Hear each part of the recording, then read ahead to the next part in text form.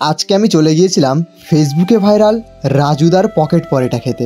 আর রাজুদার pocket পরোটা খেতে গিয়ে যে আমার সাথে ঠিক এমনটা হবে এটা আমি কখনোই আশা করি। আমার সাথে কি হয়েছিল সেটা জানার জন্য সম্পূর্ণ ভিডিওটি অবশ্যই দেখো। প্রথমে ট্রেন থেকে নেমে 500 কোটি লোকের মাঝ থেকে ভিড় ঠেলে ঠেলে আমরা গেলাম স্টেশনের বাইরে। সামনে যেটা দেখতে পাচ্ছ এটা হচ্ছে শিয়ালদা স্টেশন, আর তার অপোজিট সাইডে ডান সাইডে আছে মেট্রো লাইন।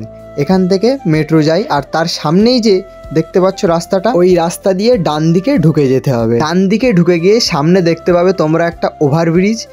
ওই ওভারব্রিজের পিছনেই আছে রাজুদার ভাইরাল পকেট পরোটার দোকান। আর আমরা যেই সময় গিয়েছিলাম দোকানে সেই সময় সব স্টক শেষ হয়ে গেছিলো। দেখতে পাচ্ছ অলরেডি এখানে অনেক ভিড় জমে আছে রাজুদার পকেট পরোটা খাওয়ার জন্য, কিন্তু রাজুদা অনেক আগেই শেষ করে বাড়ি চলে গিয়েছে। আমরা এসেছিলাম তখন 9:30 বাজে। ওখানকার লোকেদের কাছ থেকে জিজ্ঞাসা করাই বললো মোটামুটি সকাল কটার দিকে আসলে পাওয়া যাবে? 8টা না?